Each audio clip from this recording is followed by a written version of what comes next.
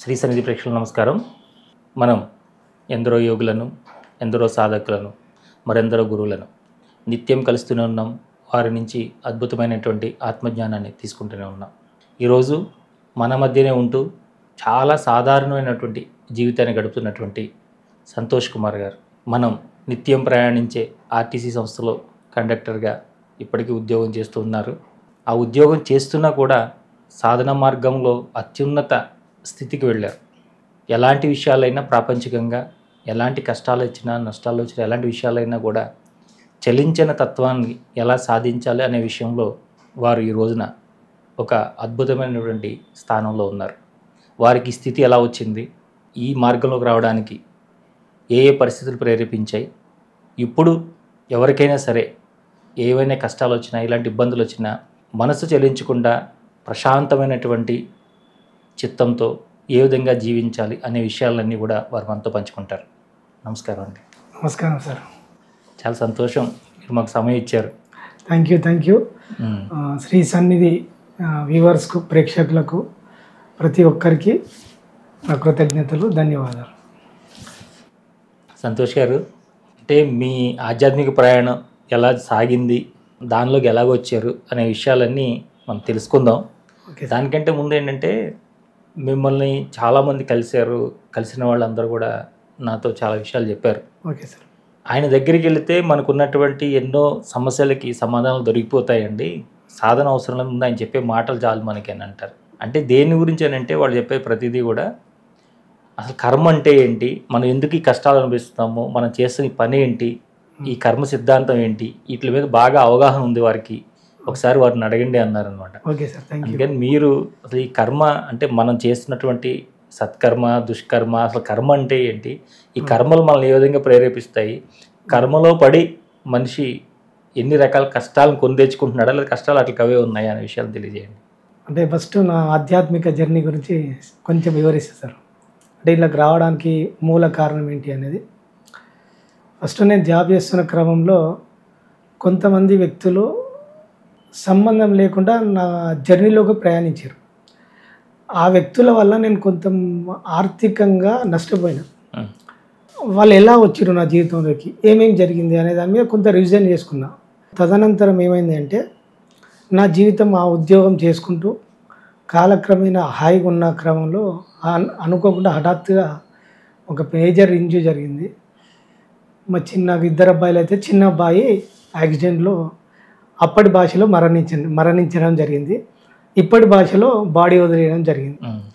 So ఆ వదిలేసే క్రమంలో ఒక 20 రోజుల బిఫోర్ మా ఇంటి ముందడికి ఒక సాధు అనుకుంటాము, మన ఈ పక్కీరోళ్ళు వచ్చి ఇంటి ముందరికి వచ్చి మామూలుగా భిక్షాటనకు వస్తారని మనం అనుకుంటాము. వాళ్ళకు మా అబ్బాయి, చనిపోయిన అబ్బాయి 10 రూపాయలు డబ్బులు ఇచ్చిండు. ఇచ్చిన క్రమంలో అబ్బాయి మీద చేసి ఇతను ఒక 20 రోజుల పాటు గడప దాటకుండా ఉంచండి అని చెప్పిండు. అంతే. అబ్బాయిని 20 రోజుల పాటు లోపల ఇంట్లోనే ఉంచమని చెప్పిండు. సో మా పేరెంట్స్ ఉన్నారు, మా అక్క పిల్లలు ఉన్నారు, మా మేనగోడలు ఉన్నారు, మా మిస్సెస్ అందరు పిల్లలు ఉన్నారు. ఆ చెప్పిన తదనంతరం ఏమైందంటే కొట్టిపడేసి వీళ్ళు పెద్ద రిసీవ్ చేసుకోలేదు. అది ఎందుకు జరిగిందో గిట్లే చెప్తారు కదా అని తీసి పడేసాం. సో తను చెప్పిన కరెక్ట్ 18వ రోజు యాక్సిడెంట్ జరిగింది. అప్పుడు జరిగిన తర్వాత ఏమైందంటే ఆటోలో ఇద్దరు స్కూల్ మన ఉప్పల్లో ఉంటే అప్సిగూడలో జస్ట్ 2 కిలోమీటర్స్ జర్నీ. ఆ టర్నింగ్ పాయింట్లో లారీ హెవీ స్పీడ్ వస్తుంది. ఆటోలో 6 పిల్లలు ఉన్నారు. ఆటో డ్రైవర్ కొంచెం బలిష్టంగా ఉంటాడు.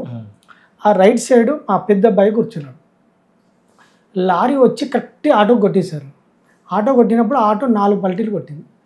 లారీ వచ్చి కొడితేనేమో మా పెద్ద అబ్బాయికి ఇంజూర్ కావాలి ఆ సీన్ ప్రకారం, కానీ మా పెద్ద అబ్బాయికి మైనర్ ఇంజూర్ కూడా కావాలి. లోపల కూర్చున్న మా అబ్బాయి, చిన్న అబ్బాయి లారీ టైర్ కింద పోయి దేహం వదిలేసాడు. నాకు ఆ క్షణంలో కొంచెం ఎట్లుంటుంది సార్, దుఃఖం. పిల్లలను కోల్పోతే దుఃఖం బాగుంటుంది కాబట్టి కొంచెం డిప్రెషన్కి వెళ్ళిపోయినా, మతి స్థిమితం లేని స్థితి కూడా అనుభవించిన. నాకు అప్పుడు కరోనా స్టార్ట్ ఇయర్లో మా దగ్గర సిద్ధేశ్వర స్వామి టెంపుల్ ఉంటుంది. ఆ టెంపుల్లో కొద్ది రోజులు మౌనంగా ఉందాము, అందరికి సమాజానికి దూరంగా ఉందని అక్కడ పోయినా. అక్కడ ఒక పిరమిడ్ ఉంది. పిరమిడ్లో వాళ్ళు వీళ్ళు సత్సంగం చెప్పేటప్పుడు విన్నా. అక్కడ ఒక బుక్ చదివినా సార్ ఫస్ట్. ఆత్మ అయిన మనకు బుక్ దొరికింది. ఆ బుక్లో ఇద్దరు అన్నదమ్ములు ఉంటారు, వాళ్ళ బ్రదర్ చనిపోతాడు. అంటే ఆర్మీలో ఉంటాడు. ఆ బ్రదర్ చనిపోయిన తర్వాత ఒక భారతీయ యోగి వచ్చి అంటే బ్రదర్ చనిపోయిన ఈయన డిప్రెషన్లో ఉంటాడు. ఈయనను ఆ బాడీలోకి వచ్చి ఈయనను తీసుకుపోయి ఆ సూక్ష్మ లోకాలన్నీ చూపిస్తాడు. ఇది ఎలా పాసిబుల్, ఇవన్నీ నిజమా అని నేను అనుకున్నా సార్. అప్పుడు కొంచెం అనిపించింది నా లోపల, ఈ సత్యం తెలుసుకోవాలన్న బీజం నాకు అక్కడ మొదలైంది. తదనంతరం నేను మళ్ళీ హైదరాబాద్కి రావడము. ఒకసారి ఏమైందంటే, నేను హైదరాబాద్లో ఉండి ఆర్థికంగా నష్టపోయిన, కొడుకును కూడా కొట్టుకున్నా, మళ్ళీ ఊరికి వెళ్ళిపోదామని ఒక ఆ స్థితిలో ఉన్నా. ఒకసారి హోటల్ దగ్గర టీ తాగుతున్నా సార్. నాకు సంబంధం, ఒక పరిచయం ఉన్న వ్యక్తి లెక్కన ఒక వ్యక్తి వచ్చిండు. వ్యక్తి వచ్చి నువ్వు మళ్ళీ కొత్త ప్రయత్నం చేస్తున్నావట అంటే నేను అనుకున్నా, ఆయనకు చెప్పింది లేదు, ఏం లేదు. ఆ వ్యక్తి వచ్చిండు, నువ్వు మళ్ళీ ఎక్కడికి మళ్ళీ కొత్త ప్రయాణం చేయకు, నీకు ఇక నుండి నీ జీవితంలోకి కొత్త కొత్త వ్యక్తులు ప్రవేశిస్తారు, నీకు కొత్త దారి దొరుకుతుందని ఒక సమాచారం ఇచ్చింది సార్. చెప్పిండు, తెలిసిన వ్యక్తి లెక్కనే వచ్చిండు, మాట్లాడిండు, పరిచయం అయింది, మళ్ళీ కనవలేదు సరిగా. అరే ఇదేంది ఆశ్చర్యం అనిపించింది నాకు ఇక్కడ ఈ సంఘటన జరిగినప్పుడు మా కొడుకు చనిపోయే ముందు పక్కీర్ ఆయన గుర్తొచ్చింది సార్. అరే అని చెప్పి అప్పుడు నేను జాగృతం అవడం, అంటే మళ్ళీ నేను తెలుసుకోవడం, ఇదేదో ఉన్నది అని తెలుసుకోవడానికి అని నేను జాగృతమైన ఆ క్షణంలో ప్రతిదీ అబ్జర్వేషన్ చేసి నేను హైదరాబాద్లో ఉండిపోయి ఆధ్యాత్మిక సంస్థలన్నీ తిరగడము, పిఎస్ఎస్ఏ మూమెంటు, సాక్షి ఓషో ఆశ్రమము, రమణ మహర్షి ఆశ్రమం అన్నీ తిరగడం వల్ల నాకు కొన్ని బేసిక్ అవగాహన వచ్చినాక నేను సాధన ప్రాక్టీస్ చేసిన సార్. సాధన చేసినప్పుడు నా లోపల తెలుసుకోవాలన్న తత్వం బాగా ఉన్నప్పుడు నాకు బాగా డెప్త్ ఉంటుంది సార్. అంటే దీని లోతుల్లోకి వెళ్ళి తెలుసుకోవాలన్న మైండ్లో బాగా నాటుకపోయింది అది. ఆ నాటుకపోయినప్పుడు అసలు ఏంది జీవితం, మంచి వాళ్ళకేమో కష్టాలు వస్తాయి, అంతా బ్రహ్మంగారు చెప్తారు కదా సార్, నీచుల ఇల్లు శిల సంపదలతో తులతూగుతాయి అంటారు కదా. ఇదంతా ఎందుకు అని డౌట్ వచ్చి అట్లా తర్వాత ఒకసారి విపස්සన పోయినా సార్. మా అన్న తెలిసిన అనేవారా విపස්සనలో నాకు బుద్ధుని సెంటర్ చాలా ఉపయోగపడ్డది. ఒక 10 రోజులు కంప్లీట్ మౌనము, డైలీ 12 గంటలు మెడిటేషన్. వాస్తవానికి అక్కడ ఒక 3-4 డేస్ తర్వాత నాకు కొంచెం లోపల నుంచి బయటికి అంతా వస్తుంది కదా సార్. ఆ డెప్త్ వచ్చిన తర్వాత నాకు పిచ్చెక్కిపోవడం స్టార్ట్ అయింది. అంటే ఎక్కలేని కోపము, ఉద్రేకము అవన్నీ వచ్చేసినాయి. గతం అంతా గుర్తు రావడం అవన్నీ స్టార్ట్ అయినాయి. ఇక వాళ్ళు కొంచెం కన్విన్స్ చేసి కూర్చోబెట్టిండు. 7-8 రోజులు కామ్గా అయింది. అట్లా విపස්සనలో 3 కోర్సెస్ చేసినాం. కోర్సెస్ చేసినాక సరిగ్గా నాకు కరెక్ట్ గురువులు దొరికారు. గురువుల వల్ల నేను మళ్ళీ అల్టిమేట్ స్టెప్ బై స్టెప్ సాధన చేయడం జరిగిన. సాధనలో కూడా నాకు అన్నపూర్ణ మేడం గురువు దొరికింది. ఆ గురువు కొన్ని టెక్నిక్స్ ఇచ్చారు సార్. మేడం టెక్నిక్స్ ఇవ్వడం వల్ల నేను ఈవెన్ ప్రాపంచిక జీవితాలలో కూడా ధ్యాన స్థితిలో ఉండడం నేర్చుకున్నాను. ఈ నేర్చుకునే క్రమంలో నాది కొంచెం క్రూషియల్ జాబ్, కండక్టర్ జాబ్. అంటే హెవీ రష్ ఉంటుంది కదా. నేను ఆ క్షణంలో ఆ ధ్యాన స్థితిలో ఎట్లుండడం నాకు కొన్ని టెక్నిక్స్ నేర్చుకున్నా. ఫస్ట్ నేను నా ముందట ఒక దృశ్యం ఉంది, నేను చూస్తున్నా. అంటే ఇక ప్రపంచాన్ని కాకుండా ఒక దృశ్యం రూపంలో చూడడం అలవాటు చేసుకున్నా. దృశ్యము నేను చూస్తున్నా, దాన్ని ఏకకాలంలో మళ్ళీ 2. అట్లా నేను మెల్లగా ప్రాక్టీస్ చేసినప్పుడు ఈవెన్ బస్సులోనే కండక్టర్ జాబ్లోనే నేను ఆ సాక్షి సాధన డెప్త్గా, అంటే నేను టికెట్ ఇస్తున్నా, అంటే నా బాడీ టికెట్ ఇస్తుంది, నేను చూస్తున్నా, ఓన్లీ గమనించేవాడే నేనున్నా. నా శరీరం కర్మ చేస్తుంది కాదు, నేను కర్మ చేస్తలేను. సో ఈ కర్మను గమనించడం మెల్లగా ప్రాక్టీస్ చేసుకున్నాను సార్. అది చేసిన తర్వాత అది కంటిన్యూగా ఈవెన్ నాకు 8 అవర్స్ డ్యూటీలో ఉంటే ఒక 5 అవర్స్ నేను జాగృతిలో ఉండడం ప్రాక్టీస్ చేసిన. మళ్ళీ ఇంటికి రాగానే కరెక్ట్ సాధన ఇట్లా ప్రాక్టీస్ చేసి దాని మీద అవగాహన తెచ్చుకున్నా సార్. ఈ సాధన ద్వారా నాకు అసలు జీవితం ఎట్లా జరుగుతుంది అనే దాని మీద నాకు కర్మ మీద కొంచెం స్పృహ కలిగింది. కొన్ని వ్యక్తులు ఎట్లా వస్తారు మన జీవితంలోకి, మన జీవితం ఎటువైపు ఎట్లా తీసుకెళ్తుంది అనే దాని మీద అవగాహన వచ్చిన తర్వాత లాస్ట్కు నాకు భగవద్గీత శ్లోకాల మీద కొంత అవగాహన వచ్చింది. ఆ బుక్ చదువుతున్నప్పుడు నాకు తెలియకుండానే మామూలులోకి అర్థమయ్యేదానికి నాకు అర్థమయ్యేదానికి చాలా తేడా ఉండేది సార్. నాకు ఏదైనా శ్లోకం చదివితే దాని డెప్త్ అర్థమయ్యేది. ఆ డెప్త్ అర్థమైన తర్వాత నాకు కొంచెం ఇంకా ఓకే, శ్రీకృష్ణ పరమాత్మ కర్మ చేయు అంటే కర్మణ్యేవాధికారస్తే మా ఫలేషు కదాచన, మా కర్మ ఫలహేతుర్భో మాతే సంగోస్మ కర్మని అన్నాడు. అసలు అంటే కర్మ ఏమన్నాడు కానీ ఫలితం నాకు వదిలేయమన్నాడు. మరి ఫలితం ఇచ్చేది ఎవరు? సరే భగవంతుడే ఇస్తా అంటే మరి ఒక్కొక్కరికి ఒక్కొక్క రకంగా ఫలితం ఎందుకు ఇస్తాడు? మరి కర్మ నేను చేస్తే ఫలితం నాకు నేను చూసుకోవాలి. అంటే నాకు ఇప్పుడు మేము ఉద్యోగం చేస్తాం కదా సార్, మీరు ఎంతో అడుగుతారు. ఒక కంపెనీలోకి ఒక ఇంటర్వ్యూ అయినప్పుడు ఎంత ఎక్స్పెక్ట్ చేస్తారు అని అడుగుతారు కదా సార్. మరి ఇక్కడ భగవంతుడు మనకు అవకాశం ఎందుకు ఇవ్వలేదు అని ఒక ప్రశ్న ఉత్పన్నమైంది సార్. ఆ ఉత్పన్నమైనప్పుడు నాకు డీప్ ఒకసారి మెడిటేషన్లో బాగా డీప్కి వెళ్ళిపోయినప్పుడు నాకు ఒక 8 hours మెడిటేషన్ చేసిన ఆ రోజు.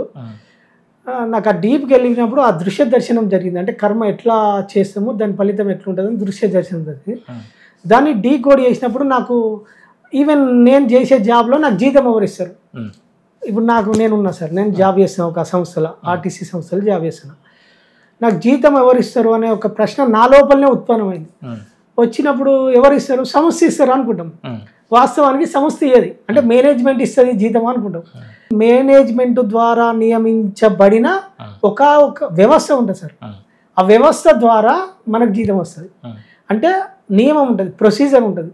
ఆ ప్రొసీజర్ ద్వారా ఇప్పుడు నేను ఈరోజు ఉద్యోగం చేసిన, నాకు ఆ ఉద్యోగ ఫలితాన్ని ఎవరు ఇయ్యారు అనేది సిస్టమ్ డిసైడ్ చేస్తుంది, యాజమాన్యం డిసైడ్ చేస్తుంది. యాజమాన్యం అనేది ఒక నియమం డిసైడ్ చేసి పెట్టింది, వాళ్ళు పైన అక్కడ కూర్చుంటారు. సో నాకు కొంచెం దీని మీద క్లారిటీగా వచ్చింది. వచ్చిన తర్వాత ఇక నేను దాన్ని ఆ డెప్త్గా పరిశీలించడం జరిగింది సార్. ఎలా తెచ్చుకుంటాం అండి కర్మలను? ఎలా తెచ్చుకుంటారు మనిషి? అసలు ఆ కర్మలు ఎలా పట్టుకుంటాయి? ఏంటి కర్మ అంటే ఏంటి? కర్మ అంటే మనం చేసే పని మాత్రమే అని అనుకుంటాం సార్. వాస్తవానికి చేసే పని వల్ల ఒక ఫలితం క్రియేట్ అవుతుంది. మనము ఈ భౌతికంగా చేసే కర్మ వల్ల ఫలితం క్రియేట్ అవుతుంది. ఆ ఫలితం ఏదో ఒక రోజు మన జీవితంలోకి వస్తుంది. ఆ ఫలితం మనల్ని నడిపిస్తూ ఉంటుంది. వాస్తవానికి ప్రారంధము, ఆగామి, సంచిత 3 కర్మలు ఉంటాయి. సంచితంలో అంటే మన జన్మల పూర్వజన్మలో చేసిన కర్మలన్నీ మన సంచితంలో జమ అయినప్పుడు సంచితంలో ఈ జన్మలో ఒక ప్రణాళిక వేసుకుని ఆ ప్రణాళికలో మనం ఏమేం కర్మలు అనుభవించానో ఆ కర్మ ఫలితాలను వెంబడి తెచ్చుకున్నప్పుడు వాస్తవానికి మనం ఆగామిలో కూడా ఏ కర్మలు చేయాలనేది కూడా ఉంటుంది మన ప్రణాళికలో. సో ఈ భూమి మీదకి వచ్చిన తర్వాత ఆ ప్రారంధ ప్రకారం మాత్రమే జీవితం సాగుతుంది. ఇందులోకి వచ్చినాక కర్మలో మనిషి చిక్కుకపోతాడు సార్. ఇక్కడ భూమి మీదకి వచ్చినాక మనకేమవుతుంది అంటే ఎప్పుడు మన జీవితం వై జంక్షన్లో ఉంటుంది. అంటే మనం ప్రపంచం వైపు మన దృష్టి ఉండి జీవితం ఏమో ఒకవైపు తీసుకెళ్తుంటుంది, మన దృష్టి ఏమో ప్రపంచం వైపు ఉంటుంది. అంటే ఇటు పోవాలని మనం అనుకుంటాము, జీవితం ఏమో ఇంకో వైపు తీసుకెళ్తుంటుంది, అదే మన ప్రణాళికబద్ధంగా తీసుకెళ్తూ ఉంటుంది. సో ఇక్కడ మనిషి కొట్టుమిట్టాడుతుంది సార్. ఈ సత్యం తెలియక మామూలు సత్యం జ్ఞానం అయితేనేమో సహజంగా వెళ్ళిపోతే ఏ దుఃఖం ఉండదు. మనం ఇటువైపు పోతాం కదా, అందువల్ల దుఃఖం వస్తుంది సార్. మెయిన్ అది సింపుల్. సో ప్రారంధాన్ని అనుభవించడం అనేది అది సత్యం కాదు, దాన్ని తప్పించుకోవడం సాధ్యం కాదు. తప్పించుకోవడం సాధ్యం కాదు, కానీ దానివల్ల దుఃఖం నుంచి బయటపడవచ్చు సార్. ఫర్ ఎగ్జాంపుల్ మీకు ఎట్లా చెప్పాలంటే, ఇప్పుడు ఒక తల్లి ఉంది సార్. అంటే జ్ఞానానికి అజ్ఞానానికి ఎంత తేడా అంటే, ఒక తల్లి బాగా ఆకలితోటి ఉంది అనుకో. ఫర్ ఎగ్జాంపుల్ ఒక వారం 10 రోజులు బాగా ఆకలి వేసినప్పుడు ఒక మీలాంటి ఒక పుణ్యాత్ముడు కొంచెం అంటే ఒక ఆకలి తీర్చాలని ఒక అన్నం పెట్టిపోయింది సార్. సో ఒక పరమ దుర్మార్గుడు వేరే రాక్షసులు లాంటి ఒక వ్యక్తి వచ్చి అన్నం గుంజుకున్నాడు అనుకో, ఆ తల్లికి దుఃఖం ఉంటుంది సార్, బాధ ఉంటుంది వేరే వ్యక్తి వచ్చి గుంజుకున్నాడు. సో అనుకోకుండా తన కొడుకు ఎక్కడి నుంచో స్కూల్ నుంచి కానీ లేకపోతే ఎక్కడి నుంచి కానీ వచ్చినప్పుడు, ఆకలితోటి ఉన్న కొడుకు వచ్చినప్పుడు తను అన్నం ఇచ్చేస్తుంది, తను తినకుండా ఇచ్చేస్తుంది. ఇక్కడ 2 జరిగినాయి ఒకటే సార్, కానీ ఇక్కడ దుఃఖం ఉంది, అక్కడ దుఃఖం లేదు. సో సత్యం జ్ఞానం తెలిసినప్పుడు ఏమవుతుందంటే, మనకు సత్యం అవగాహనకు వచ్చినప్పుడు ఏంటంటే, నేను గత జన్మలో చేసిన ఏదో ఒక కర్మ ఫలితం వల్ల ఆ వ్యక్తికి వచ్చిండు, ఆ వ్యక్తికి నేను రుణం తీర్చుకున్న ఒక అవగాహన వస్తుంది. తద్వారా దుఃఖం నుంచి బయటపడుతుంది. మామూలు ప్రాపంచికంలో ఉన్న వాళ్ళకు ఈ అవగాహన ఉంటుంది, ఈ సత్యం తెలియకపోవడం వల్ల వాళ్ళకు విపరీతమైన దుఃఖము, ఆ పెయిన్ ఉంటుంది, అల్లా కొట్టుకపోతారు సార్ మనిషి. సో దీన్ని జయించుకోవాలంటే ఫస్ట్ ప్రారంధాన్ని తప్పించుకోవడం సాధ్యం కానీ ప్రారంధాన్ని తగ్గించుకొని, అంటే మనం ఆగామి కర్మలు తెచ్చుకుంటాం కదా సార్. ఆగామి కూడా అంటే ఆగామి అంటే మనం చేయబోయే కర్మలు. ఇక్కడ నుంచి మనం ఏ కర్మలు చేస్తామో దాని ఫలితాలు కూడా మన జీవితంలోకి వచ్చేస్తాయి. ఈ ఆగామిని మార్చే అవకాశం మన చేతులు ఉంటుంది. ఇది ఎట్లుంటుంది అంటే, ఈ క్షణం మన చేతులు ఉంటుంది. గతం సార్, భవిష్యత్ అనేది మన చేతులలో లేదు. ఈ క్షణం ఈ క్షణం మన చేతులు ఉంది కదా, ఈ క్షణం చేసే కర్మలు మన చేతిలో ఉన్నది కనుక మనకు సద్గురువులు అంటే గురువులు ప్రవేశించడం వల్ల కొంత జ్ఞానం దొరకడం వల్ల మనకి అవగాహన వచ్చిన తర్వాత మనం కర్మను మారుస్తాం. కర్మను మార్చడం వల్ల సత్కర్మలు అలవాటు చేసుకుంటూ పోతే మనకు మంచి కర్మలు వచ్చినప్పుడు ప్రారంధంలో అనుభవించే కర్మ కొంచెం చిన్న పడిపోతుంది. అంటే ఫర్ ఎగ్జాంపుల్ 10,000 అప్పున్నోనుకు మనకు ₹1,00,000 ఆదాయం వచ్చినా 10,000 కట్టడం పెద్ద సులభం కాదు, ఈజీ. సో మనం ఈ కర్మను మార్చడం వల్ల చాలా బయటపడే మార్గం సార్ ఇది అల్టిమేట్. ఇది సరే మనిషిని నడిపించేది కర్మనే. కర్మను మార్చడం వల్ల మాత్రమే వాడు దుఃఖం లేనటువంటి స్థితిని పొందుతాడు. ఎలా మార్చుకోవాలి కర్మని? అంటే మనము ప్రతిరోజు ఏదో ఒక సత్కర్మలు అలవాటు చేసుకోవాలి సార్ జీవితం. అంటే బేసిక్ ఫస్ట్ మనకు ఈ ఆధ్యాత్మిక మార్గం మనకు షిఫ్ట్ కావాలి సార్. పరమాత్మ ఏం చెప్తాడు? పూజా కోటి సమం స్తోత్రం, స్తోత్ర కోటి సమం జపం, జపం కోటి సమోధ్యాయం. అంటే నాకు అనిపించింది సార్, ఇది కూడా నేను ఈ శ్లోకాలు చదివినప్పుడు నాకు అనిపించింది, బయట అన్ని పూజలు చేస్తుర్రు, ఆరాధన చేస్తుర్రు, మరి ఎందుకు దుఃఖం? అంటే ప్రపంచం అంతా ఇది జరుగుతున్నాయి కదా సార్, అందరికీ దుఃఖం ఉన్నది, ఎందుకు మరి దీని నుంచి పంట అంటే దీనికి మూలం అర్థమవుతలేదు.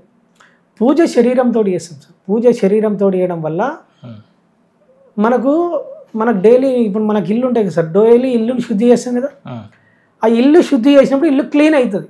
ఇక్కడ మనకు ప్రపంచంలో పండితులు కానీ సమాజం కానీ మనకేం నేర్పిందంటే ఇవన్నీ పూజలు చేయి, ఆరాధించు, జపాలు చేయి అని నేర్పింది, కానీ వీటి వల్ల మూలం ఏందో వివరించలేకపోయింది సార్ సమాజం.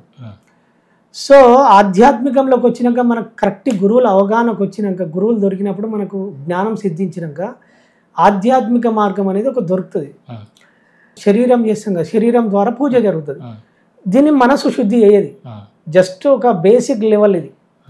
మనము ఆరాధిస్తాం, ఆరాధనలో కూడా మనసు శుద్ధి కాదు, లాస్ట్కు జపం చేస్తారు. జపంలో కొంచెం మనం ఏంటంటే ఆ జప స్థితిలో ఉన్నప్పుడు మనం మనస్సు అనేది ఆ జపం చేసేటప్పుడు మంత్రం మీద పెడతారు తప్ప మనసు అనేది మళ్ళీ పనిచేస్తుంది సార్. అనేది ఎప్పుడు మనసు పనిచేస్తూనే ఉంటుంది కనుక ఆ మనసులో ఉన్న చిత్రాలన్నీ స్టోరేజ్, చిన్నప్పటి సంది మనం ప్రపంచంలో తిరిగిపోయిన అన్ని చిత్రాలు మన లోపల పేరుకపోయి ఉన్నాయి, అదంతా అలజడి ఉంది లోపల. సో నాకు అప్పుడు అర్థం, ఓకే అంటే ఇవి అంటి పెట్టుకునే అని ఒక అర్థమైంది సార్ నాకు. అంటే మనకు అవగాహన వస్తుంది అప్పుడు ఆ టైంలో, ఇవి ఆలోచనలు చిత్రాలన్నీ మన మదిలో అంటి పెట్టుకుని ఉన్నాయి, మనము వాటిని వదిలేస్తలేము, మనం అలా ఇరుక్కపోయి కొట్టుమిట్టాడుతున్నాం అని ఒక అవగాహన వచ్చిన తర్వాత అప్పుడు నాకు విపස්සన పోయిన కదా సార్. ఆ విపස්සనలో క్లారిటీగా వచ్చింది. అంటే నేను ఎప్పుడైతే కళ్ళు మూసుకొని మనసును లగ్నం చేసినో శ్వాస మీద, అంటే ఆ సాక్షిలో అలవాటు చేసుకున్నానో, ఆ లోపల ఉన్న అంటే ఆలోచనలు అనేది బయటికి మెల్లి క్రమేపీ వెళ్ళిపోవడం స్టార్ట్ అయింది.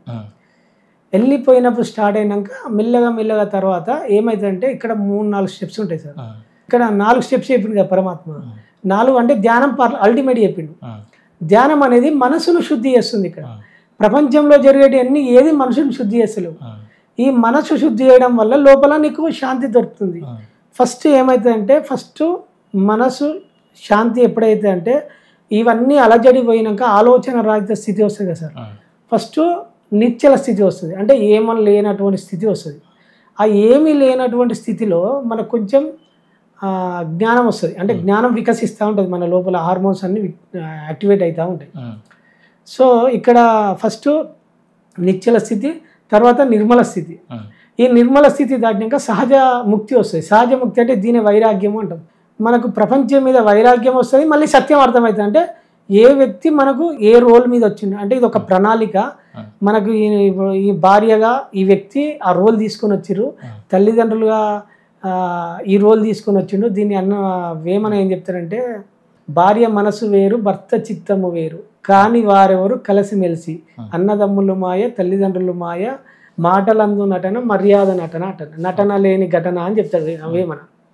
సో ఆ సందర్భంలో ఇవన్నిటి మీద అవగాహన వచ్చింది సార్. అప్పుడు ఇక మనకు ఆ నిశ్చల స్థితి వచ్చిన తర్వాత సహజ ముక్తి అయినప్పుడు ఒక రోల్ అర్థమవుతుంటుంది. ఆ రోల్ అర్థమైనప్పుడు మనకు జ్ఞానం సిద్ధిస్తూ ఉంటుంది ఆటోమేటిక్గా. సహజ ముక్తి ద్వారా జ్ఞానం సిద్ధిస్తుంది. ఆ జ్ఞానం సిద్ధించినప్పుడు మనం ఏ కర్మ చేయనో ఏం చేయనో అని ఒక అవగాహన వచ్చి అప్పుడు బుద్ధి వికాసం స్టార్ట్ అవుతుంది సార్. అంటే దీని వివేకానందుడు వివేకం అంటారు. అంటే ధ్యానం చేస్తే వివేకానందులు అవుతాం, ధ్యానం చేయకపోతే అవివేకం అవుతాం. సో ఈ సత్యం అర్థమైనాక ప్రతిరోజు సత్కర్మలు ఏమని అప్పుడు మనం ఏదైతే అనుకుంటామో మన జీవితంలోకి ఆ కర్మ ఎంటర్ అవుతుంది. అప్పుడు మనం పసిగట్టగలుగుతాం ఏ వ్యక్తులు మన జీవితంలోకి ఎంటర్ అయ్యారు, ఏ వ్యక్తులు ఎందువల్ల ఎంటర్ అయితే ఒక కార్యకారణ సంబంధాలతో జరుగుతుంది కదా సార్. సో మనకి ఏ కారణం వల్ల ఏ వ్యక్తి మన జీవితంలోకి వచ్చిండు అనే ఒక అవగాహన వస్తుంది. సో ఈయన ఈ కారణం వల్ల వచ్చిండు, మనకి కర్మల మీద అవగాహన కూడా వస్తుంది అప్పుడు. సో కర్మల మీద ఇప్పుడు నేను పొద్దున్న లేసా సార్, నేను డ్యూటీ చేసి ఇంటికి వెళ్ళిపోయేటప్పుడు నాకు నా దృష్టి ఎందుకో స్ట్రీట్ డాగ్స్ మీద పడే దృష్టి వెళ్ళిపోయింది. సో అవి ఆకలిని గుర్తించిన, నేను నాకు తెలియకుండానే ఆకలి గుర్తించిన. ఆ గుర్తించడం వల్ల నాకు సో ఇవి ఆకలితో ఉన్నాయి, వీటికి పెట్టాలి అని ఒక అవగాహన వచ్చింది. నేను ప్రతిరోజు ఆ డ్యూటీకి పోయేటప్పుడు వచ్చేటప్పుడు కానీ ఇంటికాడ ఉండేటప్పుడు కానీ కొన్ని స్ట్రీట్ డాగ్స్ ఇంట్లోనే మళ్ళీ మా ఇంటికి ఇప్పుడు మీరు అతిథి వస్తే నేను భోజనం ఎట్లా వండి పెడతామో ఆ డాగులకు డైలీ నేను ఫుడ్ వండి అట్లా పెట్టడం అలవాటు చేసుకున్నా. కొన్ని టెంపుల్స్కి పోతాం, మన దైవ దర్శనాలకు పోతాం కదా సార్. ఆ టెంపుల్స్కి వెళ్ళినప్పుడు నాకు ఆ ఎండాకాలం మొన్న సమ్మర్ ఉంది, సమ్మర్లో కోతులు ఏదైనా మన చేతులలో ఉంటే గుంజుకుంటే సార్. సో అవి ఆకలితో నేను గుర్తించినప్పుడు నేను కొంతమంది దగ్గర ఫండ్ రేజ్ చేసుకొని తెలిసిన వాళ్ళ దగ్గర కొంత తీసుకొని నేను కొంత డబ్బు పెట్టి అనేది. ఇప్పుడు నేను ఇంతకు ముందుకు ఏంటంటే మనం ప్రాపంచికంలో ఉన్నప్పుడు డబ్బులు ఆడ చిట్టి వేసి లేకపోతే చిట్ ఫండ్లో డబ్బులు వేసి దాచిపెట్టుకుంటాం. ఇప్పుడు ఇవన్నీ ఏం లేదు, నా పెట్టుబడి అంతా ప్రకృతిలో పెట్టాలంటే డిసైడ్ అయినా. సో ఇక్కడ కర్మను నమ్ముకున్నా నేను. సో ప్రపంచంలో ఒక డబ్బును చిట్ ఫండ్లో పెడితే వాడు మోసం చేస్తాడు. వచ్చు ఒక ఫ్లాట్ కొంటాము, అది మన అవసరానికి ఉపయోగపడకుండా అది రేటు తగ్గొచ్చు ఎక్కొచ్చు. అల్టిమేట్ మనిషిని నడిపించేది కర్మ అనేది అవగాహన వచ్చిన తర్వాత నేను చేసిన కర్మ మోసం చేయదు, ఏదో ఒక రోజు నా రూపంలో వస్తుంది. సో ఇక్కడ నా పెట్టుబడి అంతా కర్మ రూపంలో పెట్టుబడి స్టార్ట్ చేసిన, సత్కర్మ రూపంలో నా పెట్టుబడి ప్రకృతిలో. సో ప్రకృతిలో అంటే అందరు సమస్తము ప్రకృతి కిందికి వస్తారు. మనం మానవులు జంతువులు సమస్త అన్ని వృక్షాలంతా ప్రకృతి కిందికి వస్తాం. కాబట్టి నేను ఎక్కడైతే ఆకలి ఉన్నదో ఆకలిని గుర్తించడం అనేది నేను అలవాటు చేసుకున్నాను సార్. ఇంకొకటి మెయిన్ ఆధ్యాత్మిక అంటే ఇప్పుడు సొసైటీకి ఎక్కువ మేలు చేసేది ఆధ్యాత్మిక సంస్థలు. అంటే అందరినీ సద్మార్గం వైపు తీసుకురావడానికి ఇప్పుడు విపస్సన PSSM కొన్ని ఆశ్రమాలు ఉన్నాయి. ఇప్పుడు అరుణాచలంలో నేను అరుణాచలం పోతా సార్. అక్కడ సో ఎప్పుడైతే అక్కడ గిరి ప్రదక్షిణ సాధువులు ఉన్నారు కదా వాళ్ళ ఆకలి గుర్తించిన అట్లా నాకు ఏదో ఒక సర్వీస్ చేయడం అట్లా అలవాటైంది. సో నా పెట్టుబడి నా జీతంలో వచ్చిన నా కుటుంబ అవసరాలకు మిగతాంతా నేను ఈ ప్రకృతిలో పెట్టడం. సో తద్వారా స్నేహితులకు వాళ్ళకి ఇలా తెలిసింది కొంత ఫండింగ్ వసూలు చేసి ఇలా సత్కర్మ అలవాటు చేసుకోవడం నేర్చుకున్నాను. తద్వారా ఇప్పుడు నాకు ఆర్థికంగా ఒక 20 years అంది లేనటువంటి ఆర్థిక క్రమశిక్షణ ఇప్పుడు నాకు క్రమశిక్షణ వచ్చింది, మంచి రిజల్ట్స్ వచ్చినాయి. సో ఇప్పుడు హ్యాపీగా ఉన్నా సార్. అప్పుడు ఒక 20 సంవత్సరాలు జీవితంలో పల్లెటూర్లలో అరకత్ బరకత్ లేదంటారు సార్. అరకత్ అంటే మనకు జీతం వస్తుంది, నాకు ఎప్పుడు జీతం వచ్చేది నిలబడి ఉండేది కాదు, అంటే ఎప్పటికి జీతం రాగానే 5 రోజులలో అయిపోయింది. మళ్ళీ నా అవసరానికి ఎవరినో అడుగుతూ ఉండేది. అంటే అరకత్ లేకపోతే అంటే మన అవసరానికి ఎవరినో అడుగుతూనే ఉంటాం. మళ్ళీ బరకత్ అంటే వచ్చింది నిలబడదు సార్. సో ఇప్పుడైతే ఈ జ్ఞానం సిద్ధించినాక నేను ఈ మార్గాలు అలవాటు చేసుకున్నానో నాకు పర్ఫెక్ట్గా వచ్చింది, అట్లా స్థిరంగా ఉంటుంది, ప్రతిదీ నిలబడి ఉంటుంది. ఆ సత్యం అర్థమైనాక జీవితం క్లారిటీగా వచ్చింది. ఇట్లా అప్పుడు నా జీవితాన్ని ఇట్లా అలవాటు చేసుకున్నా సార్. ఇప్పుడు హ్యాపీగా ఉన్నా. మీరు అసలు ఎన్ని సంసారం మొత్తం భార్య పిల్లలు ఇల్లు ఈ ప్రపంచాన్ని అన్ని వదిలేసేసి సన్యాసం తీసుకుందాం అని అనిపించలేదు మీకు ఆ బాధలో ఉన్నప్పుడు? డీప్ సాధన చేసినప్పుడు అనిపించింది. సో నాకు గురువు ఉన్నారు కదా సార్, గురువు అనేది నేను డీప్ అంటే ఒక దశలో విపస్సన 3 కోర్సులు చేసిన తర్వాత నాకు అద్వైతం రుచి దొరికేది సార్. అద్వైతం అంటే ఏమీ లేనటువంటి స్థితి, అంతటా నేనున్న ఏకత్వ భావన నా లోపల వచ్చేసింది. వచ్చిన తర్వాత నేను డీప్కి వెళ్ళిపోదాం అనుకున్నా. వెళ్ళిపోయినప్పుడు మళ్ళీ నా గురువులు గుర్తు చేసిరు, నువ్వు మళ్ళీ అటు వెళ్ళిపోతే వీళ్ళ లైఫ్లో ఉన్నాయి, కుటుంబం ఉన్నది, నీ బాధ్యతలు ఉన్నాయి, ఎప్పుడు మళ్ళీ బాధ్యతలను విస్మరించొద్దు అని నా గురువులు నాకు గుర్తు చేసిరు. అంటే ఇక్కడ మనం ఆ మార్గంలో ఉన్నప్పుడు మనకు గైడెన్స్ దొరుకుతుంది సార్. మన మాస్టర్స్ అంటాం కదా, ఆధ్యాత్మికంగా మాస్టర్స్ హెల్ప్ చేస్తారు, మనల్ని ఎటువైపు తీసుకెళ్ళాలన్నా ఒక సన్మార్గంలో తీసుకెళ్తా ఉంటారు. మన బాడీ అట్లా ఉంటుంది అంతే, మనం అనుభవంలో ఉంటాము, జరిగేదంతా గురువులు నడిపిస్తారు, మాస్టర్స్ నడిపిస్తారు. తద్వారా మనకు ఈ ప్రాపంచిక విషయాలను ఆధ్యాత్మిక విషయాలను బ్యాలెన్స్ చేసుకుంటూ ఆ నడిపించే మార్గం మనకు అవగాహనకు వస్తుంది, నేర్పిస్తారు, గురువులు చెప్తారు. నాకు నా గురువు చెప్పారు, అన్న మాకు గురువు అన్నిటి మీద అవగాహన కల్పించింది నాకు. అటు డీప్గా వెళ్ళిపోకుండా మళ్ళీ బాధ్యతల నుంచి విరిమిస్తే మళ్ళీ అది కర్మ చుట్టుకుంటుంది. సో దాని మీద అవగాహనకు వచ్చింది సార్. మీ అబ్బాయి ఇలా యాక్సిడెంట్లో ఇష్టం వైరాగ్యంగా ఇంక వద్దులే అని అనిపించింది సార్. వైరాగ్యం అనిపించింది ప్రపంచం మీద. అంటే నాకు ప్రపంచం అనేది ఏందో అర్థమైంది సార్. ప్రపంచం అంతా జాలితో చూస్తుంది, కరుణతో ఉండదు. గ్రామీణ ప్రాంతాలలో ఎట్లుండదు అంటే ఏదో మనం ఒకరి ఇంటికి పోతే అపశకునంగా చూస్తారు సార్. నేను తర్వాత కొద్ది మా రిలేషన్లు వాళ్ళ ఇంటికి వెళ్ళినప్పుడు అపశకునంగా చూడడం అలవాటు అయిపోయారు. అంటే వాళ్ళు జాలితోటి చూడడం అనేది అర్థమైంది. జాలి అంటే మనల్ని మనం కోల్పోయినప్పుడు ఎదుటి వ్యక్తి జాలితో చూస్తాడు సార్. కానీ ఆధ్యాత్మిక వ్యక్తి నువ్వు ఏ స్థితిలో ఉన్నా కరుణతో చూస్తుంది. కరుణ అనేది హృదయం నుంచి స్పందిస్తుంది, జాలి అనేది మనసు నుంచి స్పందిస్తుంది. మనల్ని కోల్పోయినప్పుడు జాలి పుడుతుంది. సో కరుణ అట్లా ఉంటుంది. కరుణ ఏ స్థితిలో ఉన్నా కరుణ ఉంటుంది. కరుణ జ్ఞానం ఉన్న వ్యక్తులకే ఉంటుంది, ఆధ్యాత్మిక వ్యక్తులకే ఉంటుంది. ప్రాపంచిక వ్యక్తులకు కరుణ ఉండదు.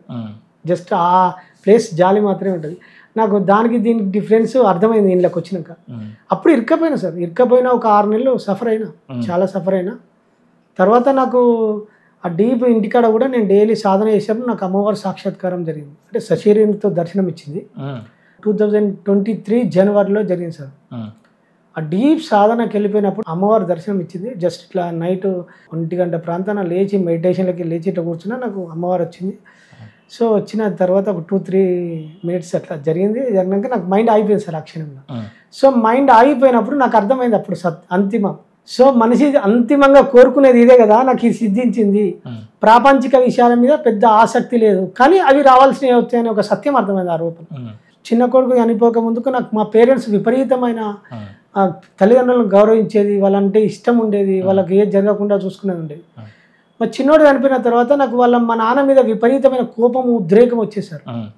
సో నేను మంచిగా ఉన్నప్పుడు నన్ను వాళ్ళు తీసిరు కదా, నాకు కష్టం వచ్చినప్పుడు వాళ్ళు నన్ను దరి ఏర్చలేదని ఒక భావన వచ్చి తీవ్రమైన కోపం ఉండేది.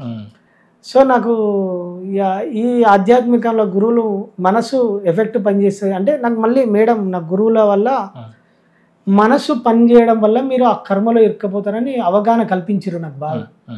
సో నాకు ఆ ఉద్రేకం మనసు క్రియేట్ చేస్తుంది, నాకు కాదు స్వయంగా అనేది ఒక వాళ్ళు ఒంటికి పట్టించారు నాకు ఆ జ్ఞానాన్ని. ఆ ఒంటికి వాడడం వల్ల నేను తెలుసుకోగలిగి జాగృతమై ఉన్నాను. దానివల్ల నాకు కొంచెం బయటపడే మార్గం దొరికింది. మనకు ఇప్పుడు సింపుల్ ఏంటంటే మహాత్మా గాంధీ చెప్తారు సార్, ఈ చెంప కొడితే ఈ చెంప చూపించమంటారు కదా సార్. సత్యం ఏంటంటే మనం ఏమనుకుంటామంటే చేతగానోడు అనుకుంటాం, అంటే పనికిరాని విధవా అనుకుంటాం. కానీ మహాత్మా గాంధీ గురువులు అంటే మహాత్ములు చెప్పిన ఒక్కొక్క అర్థంలో ఎంతో నిగూఢ అర్థం ఉంటుంది. మనం అర్థం చేసుకోవాల్సింది ఆధ్యాత్మికం లేదంటే ఏదో కర్మ వల్ల వచ్చి మనం కొట్టిపోయిండు, తిరిగి కొట్టడం వల్ల మళ్ళీ మనం కొత్త కర్మ క్రియేట్ చేసుకుంటాం. కొత్త కర్మ క్రియేట్ చేసినప్పుడు మళ్ళీ తిరిగి పొందే అవకాశం, ఆ కర్మ మళ్ళీ మనం పొందాల్సిందే. సో ఆ విత్తనం నాటకుండా ఒకసారి జరిగిన దాన్ని నువ్వు వదిలేయి, క్షమించడం అనేది నాకు ఆ సూత్రం అర్థమైంది అక్కడ. కొట్టాడు కదా, మళ్ళీ తిరిగి కొడితే మనకి కొత్త కర్మ ఆడవుతుంది. ఆల్రెడీ కొట్టడానికి మన కర్మ వల్ల వాడు వచ్చి మనల్ని కొట్టాడు. అవును, కర్మ వల్ల మనం వచ్చి జరిగింది అది. సో మళ్ళీ తిరిగి మనం స్పందిస్తాం కదా, స్పందించినప్పుడు మళ్ళీ కర్మ క్రియేట్ అవుతుంది సార్. సో కర్మ నుంచి ముక్తి పొందాలన్నప్పుడు జ్ఞానం వల్ల సిద్ధిస్తుంది. జ్ఞానం ఉంటేనే బయటపడతాం. సో జ్ఞానాగ్ని దగ్ధ కర్మ అంటే ఇదే సార్, వేరే ఏం లేదు. జ్ఞానం వల్ల మనం ఏ కర్మలు చేయనో అవగాహన వస్తుంది, పాత కర్మలను ఎలా తప్పించుకోవడం అవగాహన వస్తుంది. శ్రీరామదాస్ సినిమాలో ఆ చిల్కను బంధించిన కర్మ వల్ల ఆయన ఒక కార్యం క్రియేట్ అవుతుంది. నేచర్ ఏం చేస్తుంటే మనం ఇప్పుడు కర్మ అనుభవించాలి, కర్మ అనుభవించాలంటే కార్యం కావాలి. ఆ కార్యం నేచర్ లా ఏం చేస్తుంటే ఒక కార్యాన్ని డిజైన్ చేసి మనతోటి చేపిస్తుంది. చేపించిన తర్వాత ఆ కార్యంలో కర్మ ఇరుక్కపోతాం. మనం ఇరుక్కపోయినా తద్వారా ఆ ఫలితాన్ని పొందుతాం. సో నాకు ఇది అవగాహన వచ్చింది. మళ్ళీ అందులో అదే సినిమాలో సార్, అదే శ్రీరామదాస్ సినిమాలో లాస్ట్కు తన కొడుకు గంజిగుంటలో పడతాడు. ఆ గంజిగుంటలో పడ్డప్పుడు హనుమంతుడు రాముడు పంపిస్తాడు కదా సార్, ఇక్కడ రక్షించలేడు, అక్కడ రక్షించుడు ఎందుకని నాకు క్వశ్చన్ మార్క్ వచ్చింది. సో ఎందుకు రక్షించి అమ్మునప్పుడు ఇక్కడ రామదాస్కు పశ్చాత్తాపం లేదు, పరివర్తన లేదు, ప్రాయశ్చిత్తం లేదు. ఈ 3 లేకపోవడం వల్ల ఈ నుంచి తప్పించుకోలేకపోయాడు. అక్కడ ఏమన్నాడు అంటే క్రూర కర్మములు నేరగా చేసి నేరములెంచకు రామ అన్నాడు. అంటే క్రూరం అంటే పాపపు కర్మలు, నేరగా చేసిది అంటే తెలియక చేసిన, అంటే పాపపు కర్మలు తెలియక చేసిన తప్పపు లెంచకు రామ అని అక్కడ సరెండర్నెస్ అవ్వడం వల్ల అప్పుడు క్షమించే అర్హత పొందడం వల్ల ఆ ముక్తి పొందినాం సార్. అంటే ఇక్కడ భక్తి ఉంటుంది, సరెండర్నెస్ ఉంటుంది, మళ్ళీ తప్పకపోవడం ఉంటుంది. దీనివల్ల ఈయన ముక్తి పొందలేని నాకు అవగాహన వచ్చింది. ఇంకా దీన్ని మంచిగా వివరించాలంటే ప్రాపంచికంలో ఒక వ్యక్తి ఏదైనా ఒక మర్డర్ చేయడం కానీ ఒక రేప్ కేసు కానీ ఒక వ్యక్తి జైలు పోతారు కదా సార్, ఆ వ్యక్తికి యావజ్జీవ శిక్ష పడ్డది అనుకో, ఫర్ ఎగ్జాంపుల్ జీవితకాలం శిక్ష పడ్డది అనుకో. సో మనం భౌతికంగా ఒక 5-6 సంవత్సరాల తర్వాత సత్ప్రవర్తన కలిగిన వ్యక్తులతోటి మనం ప్రభుత్వం విడుదల చేస్తుంది కదా, మనం ఏమనుకుంటామంటే ప్రభుత్వం విడుదల చేసింది అనుకుంటాం సార్. వాస్తవానికి విడుదల చేసింది తన ప్రవర్తన, అంటే సత్ప్రవర్తన. సత్ప్రవర్తనలో 3 ఉంటాయి సార్. అంటే మార్పు ఉంటుంది. ఫస్ట్ సత్ప్రవర్తన మార్పు ఉంటుంది, తర్వాత ప్రాయశ్చిత్తం ఉంటుంది. ప్రాయశ్చిత్తం అంటే సేవ చేయడం. పాశ్చాత్తాపం అంటే సెల్ఫ్, నేను తప్పు చేసినాను ఒక భావన ఉంటాయి. ఫస్ట్ ప్రవర్తన, ప్రాయశ్చిత్తం, సెల్ఫ్. ఈయనేమైంది, ఈ 3 జరగడం వల్ల సత్ప్రవర్తన వచ్చింది. ఆ సత్ప్రవర్తన వల్ల ప్రభుత్వం ఏం చేసింది అంటే విడుదల చేసింది.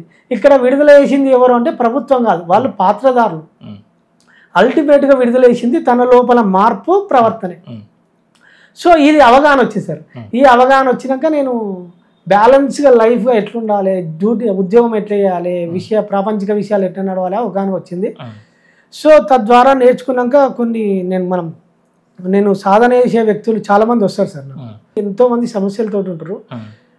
సో మా డిపార్ట్మెంట్లోనే ఒక RTC retired driver sir, Achampet depot అని. నేను రిటైర్డ్ అయిపోయినాక ఒక 35 lakhs రిటైర్మెంట్ బెనిఫిట్ అమౌంట్ వచ్చింది. వాళ్ళ కొడుకు ఒక హోటల్ పెట్టింది సార్. హోటల్ 70-80 లక్షలు హోటల్ పెట్టిండు. ఆ హోటల్ పెట్టినప్పుడు ఈ తండ్రి వచ్చిన అమౌంట్ నా కొడుకు బాగుపడుతుంది అని చెప్పి డబ్బు ఇచ్చేసింది సార్. డబ్బు ఇచ్చేసినాక వాస్తవానికి ఆయనకు సొంత ఇల్లు కూడా లేదు. ఈ వచ్చిన డబ్బుతోటి అంటే కూతురు పిల్లల్ని చదివించి కూతురు మంచి సంబంధంకి ఇచ్చి పెళ్లి చేసినాక ఇల్లు కట్టుకుందాం అనుకునే డబ్బును వీళ్ళ కొడుకు ఇచ్చేసింది. కరోనా వచ్చినప్పుడు ఆ 2 years హోటల్స్ నడవలే, ఆ బిజినెస్ మొత్తం క్లోజ్ అయిపోయింది. సో ఆయన పెట్టిన పెట్టుబడి పోయింది. అప్పుడు వాళ్ళ కొడుకు డిప్రెషన్లోకి వెళ్ళేది. తండ్రి కాదు కానీ ఫస్ట్ కొడుకే పోయాను. మా నాన్న 30 సంవత్సరాలు కష్టపడి సంపాదించిన డబ్బంతా నేను పెట్టి కోల్పోయినా కదా అని ఒక బాధ. ఆ కొడుకు డిప్రెషన్లోకి వెళ్ళిపోయి కొడుకు మనోవేదన గురై చాలా డిస్టర్బ్ అయింది సార్. బ్రాహ్మణపల్లి అక్కడ అష్టాదశ పిరమిడ్ ఉంది, అక్కడ పోయినప్పుడు ఆ ఫాదర్ వచ్చినప్పుడు నా ఎక్స్పీరియన్స్ అన్నీ చెప్పిన సార్. చెప్పినప్పుడు ఆయన వచ్చి మేడం నా గురువుల వల్ల చెప్పినప్పుడు ఆయన అల్లకెళ్ళి బయటపడ్డాడు. అంటే ఇట్లా ఈ మార్గం ఇట్లా చూపిస్తుంది. నా కర్మల మీద అవగాహన వచ్చినప్పుడు ఇది పూర్వజన్మ వల్ల ప్రారంభ కర్మ వల్ల ఇవన్నీ లింక్ ఉంటుంది. సో మీరు ఏం బాధపడాల్సిన పని లేదు. సో ఇది మనం జరగాల్సింది ఎట్లా జరుగుతుంది కనుక మీరు కర్మను మార్చుకునే అవకాశం మన చేతులు ఉంటుంది కనుక మీరు మంచి ఏదో ఒక సత్కార్యం చేసుకుంటూ పోతే మీకు ఏదో ఒక రోజు మంచి రిజల్ట్ వస్తుందని వాళ్ళకి గైడెన్స్ ఇచ్చిపోయినా. ఎంటెక్ చేసిన ఒక అమ్మాయి వచ్చింది సార్. అమ్మాయి జాబ్ చేస్తుంది ఆఫీస్లో కొన్ని ప్రెషర్స్ వల్ల జాబ్ చేయలేకపోయింది. ఇంటికాడనేమో వాళ్ళ పేరెంట్స్ పెళ్ళి మ్యారేజ్ అయింది, వాళ్ళ హస్బెండ్ చెప్పుకోలేకపోయింది, జాబ్ పోలేకపోతున్నా అని చెప్పుకోలేకపోయింది. సందర్భం వచ్చినప్పుడు నా పరిస్థితి ఇట్లుందని చెప్పినప్పుడు నేను చెప్పిన అమ్మాయి మేడం ఇట్లా మీరు ఒక మార్గం చెప్తే చేస్తా అంటే చేయండి అని చెప్పిన సార్. సో కొన్ని అనాథ ఆశ్రమాలు ఉంటాయి, తల్లిదండ్రులు లేని పిల్లలు ఉంటారు, ఆడపిల్లలు, అంటే వాళ్ళకు కొన్ని అవసరాలు ఉంటాయి, మీరు గుర్తించండి. వాళ్ళు చెప్పుకోలేరు, తల్లి దగ్గరే చెప్పుకోలేని విషయాలు ఉంటాయి, మీరు గుర్తించి వాళ్ళకి ఏమేమి అవసరాలు ఉన్నాయో గుర్తించి వాళ్ళ అవసరాలను తీర్చండి, కొన్ని మీరు స్వీకరించి ఆ బాధ్యతలు నెరవేర్చండి అని చెప్పిన సార్. సో ఒక 6 నెలలు కంటిన్యూగా చేసింది సార్ అమ్మాయి. చేసిన తర్వాత ఆ కంపెనీ నుంచి ఇంకో హయ్యర్ కమిషన్ అంటే జస్ట్ ఒక 4 లక్షల ప్యాకేజ్ నుంచి 20 లక్షల ప్యాకేజ్ గెలిపింది అమ్మాయి. సో నాకు ఒక 2-3 ఎగ్జాంపుల్స్ అట్లా వచ్చినాయి. నా లైఫ్లో కూడా చిన్నవి చేసుకున్న తర్వాత నాకు మంచి రిజల్ట్స్ వచ్చినాయి. అవగాహనకు వచ్చిన తర్వాత నా లైఫ్ను మార్చుకున్నా, నేను కొంతమంది చెప్పుకోదలుచుకున్నా, అట్లా కొన్ని ఎగ్జాంపుల్స్ ఉన్నాయి సార్. అట్లా అదే మీరు ఈ సాధనలో అంటే మొదటి స్టెప్ ఏం చేశారు, రెండో స్టెప్ ఏం చేశారు, ఆలోచన రహిత స్థితికి వెళ్ళడానికి ఏ విధంగా దాన్ని ప్రణాళిక? విపశ్యన వచ్చిన తర్వాత సాధన బాగా చేసిన సార్. మామూలుగా ఏంటంటే మన మనస్సు ఎప్పుడు థాట్స్ మీద బాగుంటుంది కదా సార్. నాకు ఒక చిన్న టెక్నిక్ దొరికింది, బుద్ధుడు చెప్పిన ఒక టెక్నిక్ దొరికింది. అంతకుముందుకు ఏంటంటే మన దృష్టి మొత్తం శ్వాస మీద పెట్టింది. శ్వాస మీద పెట్టినప్పుడు కొన్నిసార్లు శ్వాస మీద పెట్టేది, కొన్నిసార్లు మళ్ళీ అల్లా వెళ్ళిపోతూ ఉంటుంది. సో నాకు ఎప్పుడైతే బుద్ధుడు పుట్టుకను గుర్తించు అని ఒక సెంటెన్స్ దొరికింది నాకు. అన్నింటికి మూలం దాని పుట్టుకే అని ఒక సెంటెన్స్ దొరికింది. ఆ మూలం నా మైండ్లో ఇరికింది. సో నేను థాట్ యొక్క పుట్టుకను గుర్తించడం అనే ఆ టెక్నిక్ దొరకడం వల్ల నేను మెడిటేషన్లో వచ్చినప్పుడు డీప్లోకి వెళ్ళిపోయినప్పుడు థాట్ వస్తుంది కదా సార్, ఆలోచన అంటే సార్ మన సమాహారం అన్ని దృశ్యం మనం ప్రపంచం లేదా అని అనుకుంటాం కదా, వాస్తవానికి అనుకుంటాం. మనం ఏదైతే అనుకుంటామో ఆలోచన అంటే ఒక దృశ్యం. ఇప్పుడు మీ లోపల దృశ్యం లేకుండా థాట్ రిలీజ్ చేయండి సార్. దృశ్యం లేకుండా థాట్ రాదు, దృశ్యమే. నేను ఆ దృశ్యం మీద ఎప్పుడైతే మనం ఇంద్రియాల ద్వారా పుడతాయి కదా సార్, ఆ పుట్టుకను గుర్తించడం స్టార్ట్ చేసిన. కళ్ళు మూసుకొని ఇదే టెక్నిక్ నేను ఏదే ఫాలో అవ్వలే. కళ్ళు మూసుకొని డీప్లోకి వెళ్ళిపోయినప్పుడు నేను పుట్టుకను గుర్తించి రాసినాను. ఆ పుట్టుకను ఎప్పుడైతే గుర్తిస్తామో చెట్టు మీద ఎండుటాకు ఎట్లా రాలిపోతుందో మన థాట్ రాలిపోతుంది. అది నా సెల్ఫ్ ఎక్స్పెరిమెంట్ జరిగింది నాకు. ఎంత ప్రపంచంలో ఉన్నప్పుడు మళ్ళీ కొన్ని బాధలు కలిగినప్పుడు దుఃఖం వస్తుంది. ఆ దుఃఖం వచ్చినప్పుడు కూడా నేను సాక్షి నాకు అలవాటైంది కనుక కళ్ళల్లో నీళ్ళు వస్తున్నాయి. ఆ నీళ్ళ యొక్క పుట్టుకను గుర్తించడం స్టార్ట్ చేసిన, అన్నింటినీ పుట్టుకను గుర్తించడం స్టార్ట్ చేసిన. ఇట్లా నాకు సాక్షి భావన అలవాటైంది అంతే. ఇప్పుడు ఫర్ ఎగ్జాంపుల్ ఇప్పుడు మీరు ఒక మాట మాట్లాడినప్పుడు మన మైండ్ ఏం చేస్తుంది అంటే 4 లేయర్స్ ఉంటాయి. ఒక మాటను మన లేయర్ రిసీవ్ చేసుకుంటుంది, సెకండ్ లేయర్ మన శరీరానుభవం కలిగిస్తుంది, థర్డ్ లేయర్ తిరిగి ఏం మాట్లాడాలని నిర్ణయం జరుగుతుంది, ఫోర్త్ లేయర్ ప్రతిక్రియ చేసేది. సో ఇంత డిఫరెన్స్ ఉన్న దాని మీద నాకు అవగాహన కలిగిన తర్వాత నేను వీటన్నిటిని గుర్తు చేసిన. ఈవెన్ ఇంట్లో కూడా ఎవరన్నా ఇప్పుడు మా అబ్బాయి కానీ మా మిస్సెస్ కానీ కొన్నిటికి అలజడిలోనప్పుడు నా మీద వచ్చి వేసినప్పుడు నేను వాటిని గమనిస్తున్నా. అంటే నేను ఇక్కడ ఏమవుతుందంటే మాటను కాకుండా శబ్దాన్ని చూడగలుగుతున్నా. ఇప్పుడు మనం మాట్లాడతాం కదా సార్, మాటను మాత్రం కాకుండా లోపల మాటలో ఉన్న శబ్దాన్ని చూడడం వల్ల నేను దాని మీనింగ్ ఎవరైనా తిట్టిరు నన్ను అంటే వేరే పదం వాడిరనుకో, మనకు ఇష్టం లేని పదం వాడిననుకో, నా ధ్యాస పదం అర్థం మీద పోదు, శబ్దం మీద పోతుంది. సో నాకు శబ్దం మీద పోవడం వల్ల నేను నా మైండ్ కొట్టిపడేస్తుంది. అది అట్లా అవగాహనకు వచ్చిన సార్. అది అట్లా నేను సాక్షి భావనతో ఎక్కువ ప్రాక్టీస్ చేస్తాను. నాకు ఎప్పుడు సాక్షిలో ఉంటాను నేను. ప్రాక్టీస్ అనేవాళ్ళు ఇప్పుడు చూస్తున్న వాళ్ళు కొత్త వాళ్ళు ఉన్నారు, వాళ్ళ స్థితిలోకి వెళ్ళాలన్నాడు. ముందు ఏ స్టెప్ మొదలు పెట్టాలి? ఫస్ట్ మనకైతే మామూలుగా ప్రాథమిక ధ్యానంలో శ్వాసం బుద్ధుడు చెప్పిన మార్గమే పనికొస్తుంది. శ్వాస మీద ధ్యాస పెట్టిన తర్వాత ఫస్ట్ మన ధ్యాస ఎప్పుడు థాట్ వచ్చిందా ఇక్కడ శ్వాస స్పర్శ మీద పెట్టినప్పుడు కొద్ది రోజులు ప్రాక్టీస్ చేసినప్పుడు మనకు ఆలోచన రాని స్థితి వచ్చిన తర్వాత మనకు అప్పుడు మెల్లగా ఏమవుతుందంటే ఒక సాక్షి ప్రాక్టీస్ అవుతుంది సార్. సాక్షిలో మళ్ళీ 3 టిప్స్ ఉంటాయి. అంటే ఫస్ట్ గమనించడం ఉంటుంది, మనసు పనిచేయలేని స్థితి వస్తుంది కదా సార్. ఆ డీప్లోకి వెళ్ళిపోయినప్పుడు ఆ గమనించడం ఎప్పుడైతే స్టార్ట్ అవుతుందో ఆ గమనించినప్పుడు మనం 2గా విడిపోతాం. ఈ 2గా విడిపోయినప్పుడు ఎవడు గమనిస్తుండు ఎవడు విడిపోతుండు అనే ఒక అవగాహన వస్తుంది. ఈ గమనించేదాన్ని కూడా ఇంకో గమనించేవాడు ఉన్నాడు అనే సత్యం అర్థమవుతుంది. ఈ గమనించేవాడిని గమనించేవాడు ఉంటాడు చూసినా, వాడే మన సస్వరూపం తెలుసుకుంటున్న స్థితి ఉంటుంది కదా సార్.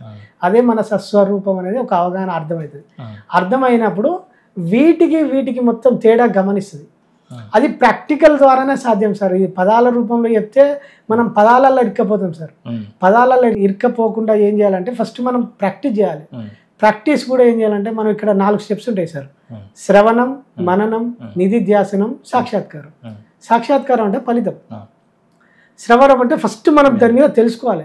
అంటే మనం వినాలి, విని అవగాహన చేసుకోవాలి. విని తెలుసుకున్న తర్వాతనే మనం సాధన చేయాలి సార్.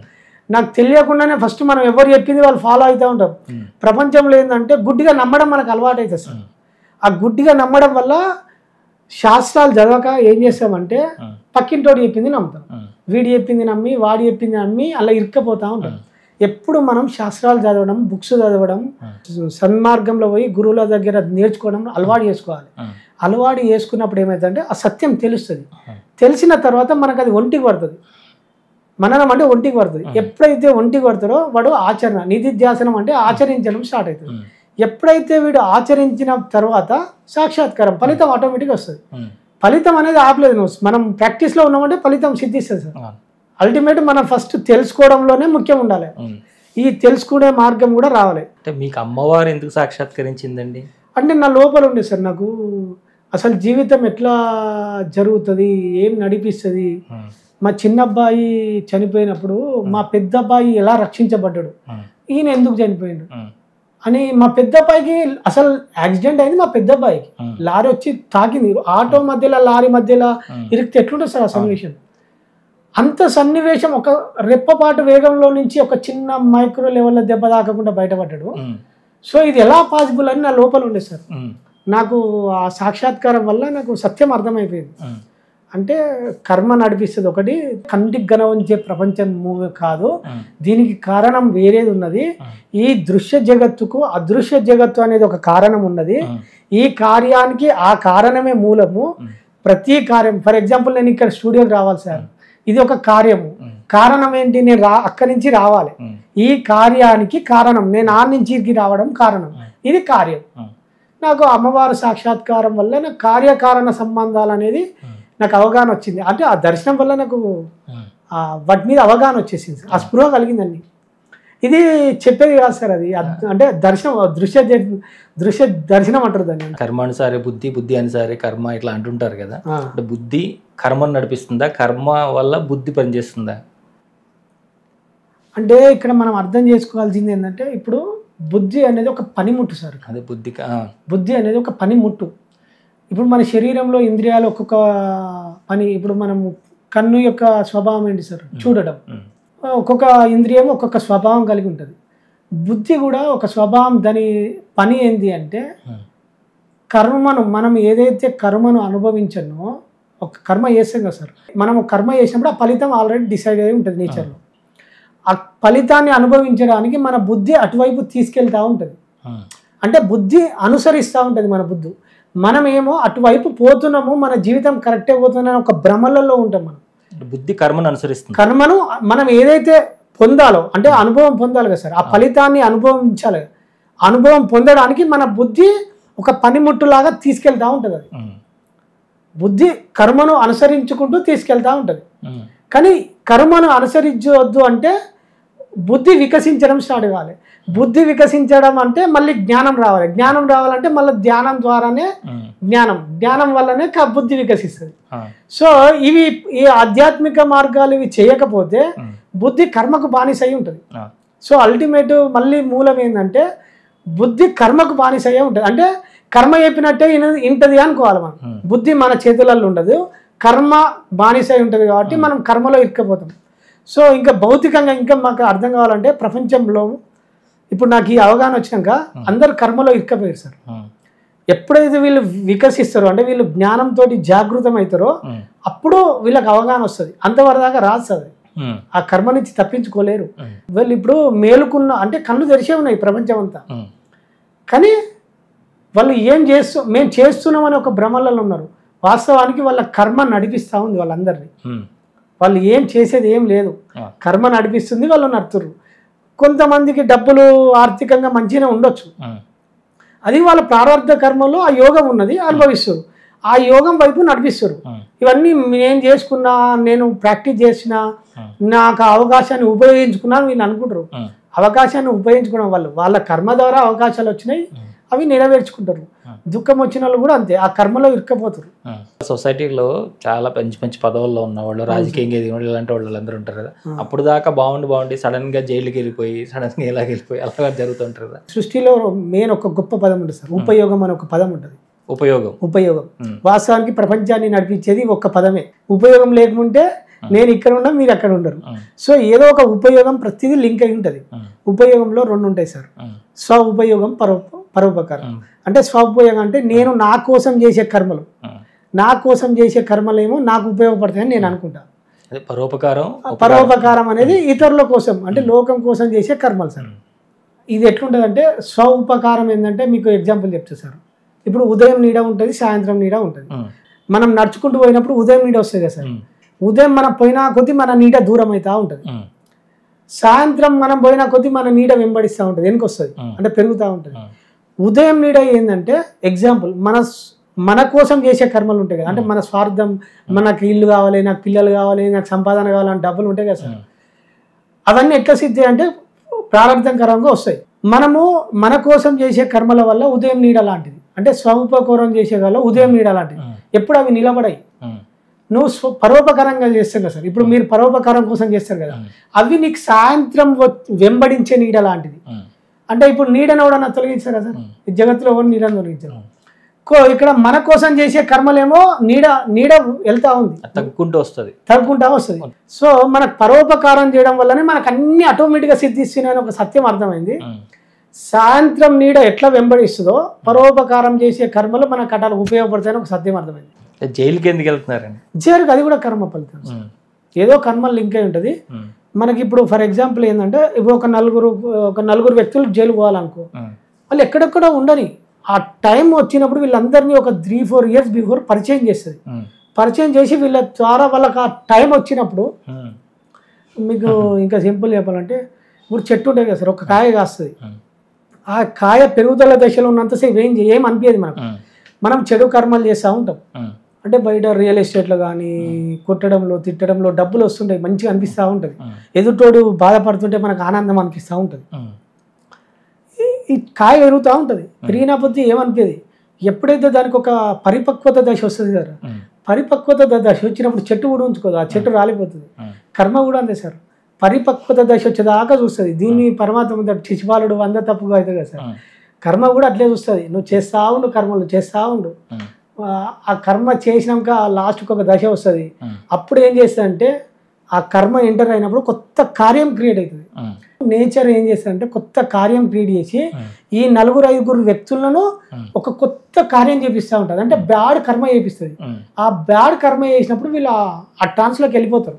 ఎవరు కాపాడాడు సార్? మన చుట్టూ ఎంత పెద్ద వ్యక్తులు ఉండని కర్మను తప్పించడం అసాధ్యం. అది మనకు అనుకుంటాం, మనకు వీళ్ళు తెలుసు, వాళ్ళు తెలుసు, పెద్ద పెద్దోళ్ళు ఉన్నారు, పొలిటీషియన్లు ఉన్నారు, మన ఇంట్లోనే మినిస్టర్లు ఉన్నాము, ఆ స్థాయిలో ఉన్నాం అనుకుంటాం. కానీ కర్మ వీళ్ళందరినీ గొడవ క్రియేట్ చేస్తుంది. అంటే గొడవలు క్రియేట్ చేసి వీళ్ళని విడగొడతా ఉంటుంది. వేరే వ్యక్తిని దగ్గర రానిది కర్మ. అల్టిమేట్ కర్మలో ఎవరైతే భాగస్వామ్యంలో ఉందో వాళ్ళందరినీ ఒక గ్రూప్ జమ చేస్తుంది, ఫామ్ చేసి వాళ్ళందరినీ గుంజేస్తుంది. అందులో ఏ స్థాయి కర్మ ఉన్న వాళ్ళను వాళ్ళని డివేషన్ చేస్తూ ఉంటుంది కర్మ. అది చేసినప్పుడు ఆ విలన్ ఏం చేస్తాడంటే వాళ్ళకు పర్మిషన్ ఇస్తాడు. అంటే ఆ పిల్లను అమ్మాయిని ఇచ్చినప్పుడు వీడు ఏమనుకుంటాడంటే ఆ హీరో పోలీసు వాళ్ళకి కంప్లైంట్ చేసిండేమో, అతనే పట్టించినేమో ఒక భ్రమలా అంటాడు. వాస్తవానికి హీరో చెప్పాడు అక్కడ కర్మనే ఏం చేస్తాడంటే దొరికిచ్చేటట్టు చేస్తుంది. చేర్చిచ్చి లా దిగుతుంది. లా దిగినప్పుడు నడిపిస్తూ ఉంటుంది అట్లా. తద్వారా మన ఉద్దేశం ఇక్కడ ప్రధానం సార్. మన జీవితాన్ని నడిపించేది ఉద్దేశమే. ఇప్పుడు ఆ విలన్ ఏం చేసిండు, నా కూతురు బాగుండాలని ఒక ఉద్దేశం ఉన్నది. నా కూతురు బాగుండాలన్న ఉద్దేశంతో వాడు దుష్కర్మలు స్టార్ట్ చేసిండు.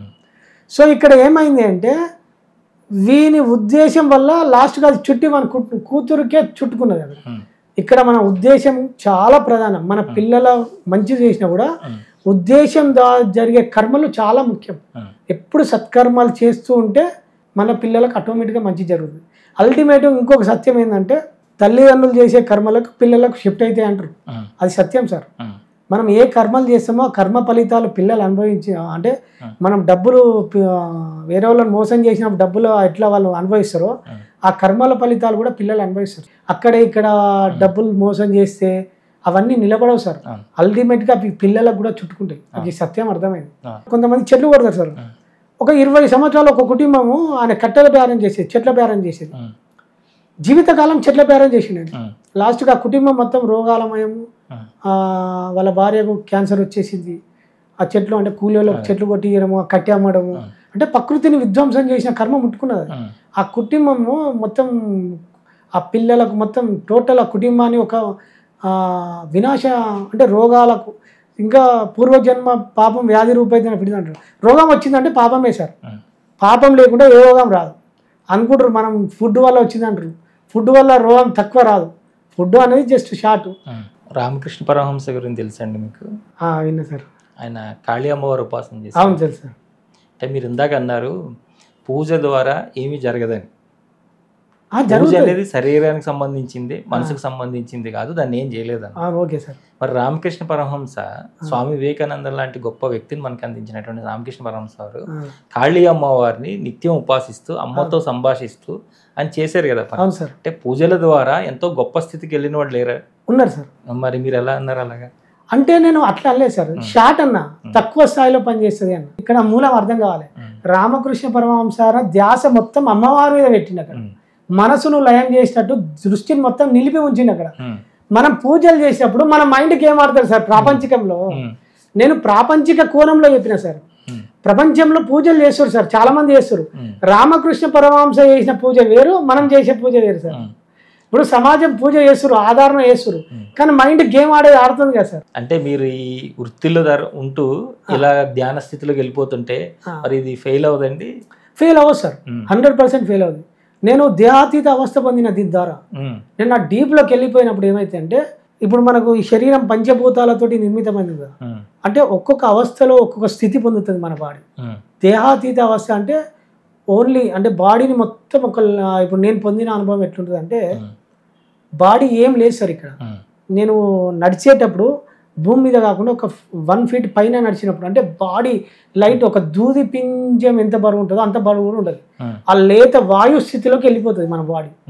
వాయు స్థితిలోకి వెళ్ళిపోయినప్పుడు మొత్తం డిస్పాచ్ అయినట్టు అనిపిస్తుంది మనకు. ఉంటుంది బాడీ ఉంటుంది, కాన్షియస్నెస్ ఉంటుంది, మనకు ఎరుక ఉంటుంది, జాగృత ఉంటుంది. ఉన్నా కూడా అసలు ఏమీ లేనటువంటి ఒక నిశ్చల స్థితి అని కూడా అన్నారు సార్. అది ఒక అనుభవం పూర్వకంగానే ఉంటుంది. అది నేను అప్పుడు నడిచినట్టు కూడా అనిపేది, భూమి మీద బరువు అని కూడా అనిపేది. ఆ స్థితి ఉన్నది సార్, నేను ఆ జాగృతిలో పొందిన ఆ స్థితి. మీరు చాలా వరకు అంటారు ఈ సాధన, ఈ ఆధ్యాత్మిక మార్గంలో ఎవరైనా ముందుకు వెళ్ళిన తర్వాత ఒక స్థాయికి చేరుకున్న తర్వాత వాళ్ళ గోల్ ఏముంటుందంటే ఆత్మదర్శనం అంటారు. Okay sir. ఈ ఆత్మదర్శనం అంటే ఏంటి? అలాంటి దానికోసం ప్రయత్నం చేశారా మీరు? నేను వాటి గురించి ఎక్కువ ప్రయత్నం చేయలే, కానీ నాకు ఆ సెల్ఫ్ ఎక్స్పీరియన్స్ జరిగింది సార్ ఇంట్లో. అంటే ఎట్లుంటుందంటే, మన సాధన చేసినప్పుడు ఏమవుతుందంటే మన బాడీలో మనకి ఎప్పుడైతే బ్రహ్మరంధ్రం ఓపెన్ అయినప్పుడు ఎనర్జీ వస్తుంది కదా సార్. ఈ ఎనర్జీ అయినప్పుడు ఒక్కొక్క బాడీ శుద్ధి జరుగుతూ ఉంటుంది. 7 bodies ఉంటాయి కదా సార్. మనకు నాడీ వ్యవస్థ మొత్తం శుద్ధి జరిగినాక ఎప్పుడైతే ఎనర్జీ లోపలికి అయినప్పుడు శక్తి మొత్తం తిరుగుతూ ఉంటుంది. అంటే బాడీలో లోపల శక్తి తిరుగుతూ ఉంటుంది. తిరిగినప్పుడు తిరిగి తిరిగి ఒకేసారి ఏమైతే ఆగిపోయి ఉంటుంది, అప్పుడు సోల్ బయటకు వస్తుంది. నాకు అట్లా వచ్చినాయి, కానీ నేను అంత జాగృతిలో లేను, ఇంకా ఆ డెప్త్లో నేను అంత సాధన చేయలే. వస్తుంది ఆ శక్తి, బాడీ రెండుగా విడిపోతుంది. విడిపోయి ఒకసారి బయటకు వచ్చేస్తుంది. వచ్చిపోయినప్పుడు అనిపిస్తుంది ఇది నేనేనా అని అనిపిస్తుంది, కానీ దాని మీద నాకు ఇప్పుడు మాటలతోటి ఎక్స్ప్లెయిన్ చేయలేదు సార్. ఈ కాస్మిక్ ఎనర్జీ మీ లోపలికి వెళ్ళడం ఇవన్నీ మీకు తెలుస్తుంది. నేను ఎప్పుడు జాగృతిలో ఉంటాను. ఇప్పుడు ఇప్పుడు కూడా వచ్చేస్తుంది, నేను జాగృతిలో ఉంటాను. ఇట్లా దారుణ ఇట్లా మన వర్షం పడ్డట్టు కుండపోతే వర్షం పడుతుంది కదా సార్, ఆ వర్షం ఇట్లా ఇట్లా లోపల ఇట్లా ఎన్ని% ఇట్లా క్లియర్ కనబడుతుంది. ఇప్పుడు మన శ్వాస వ్యవస్థ ఉంటుంది కదా సార్, శ్వాస ఎట్లా వస్తుంది, ఒక రిధం ఉంటుంది కదా సార్, ఆ రిధం ఎట్లుంటుందో ఇట్లా దార వచ్చేస్తా ఉంటుంది. ఇట్లా ఆ దార క్లియర్గా ఉంటుంది. ఇప్పుడు నేను డ్యూటీలో ఉన్నప్పుడు కూడా ఎప్పుడు నేను మైండ్ మీద నా దృష్టి ప్రపంచం మీద ఉంటుంది, దీని మీద ఉంటుంది. ఇక్కడ గేమ్ ఆడుతుందా మైండ్, గేమ్ ఆడితే చాలు, థాట్ వచ్చిందంటే నేను దానికి విడేసిపోతాను, పుట్టుకని గుర్తిస్తా, క్షణంలో జాగృతం అవుతాను. అపస్మారక స్థితి, స్మారక స్థితి రెండు వస్తుంది. ఇటు పోయినప్పుడు మళ్ళీ గుర్తొస్తా. అంటే స్టార్టింగ్లో సాధన చేసిన కొద్దీ జాగృతి, సాక్షి. నాకు మేడం బాగా సాక్షి జాగృతి అనేది చిన్నప్పటి అంటే సాధనలోకి వచ్చే ప్రాథమిక దశ అంది నాకు ఒక 1000 సార్లు నూరిసిపోయింది. నాకు ఇక్కడ సాక్షి జాగృతి అనేది నా మైండ్లో నాటుకపోయింది వృక్షం లెక్క. అది పేరుకపోయి ఇక్కడ ఉన్నది, పతాక స్థాయిలో ఉంది.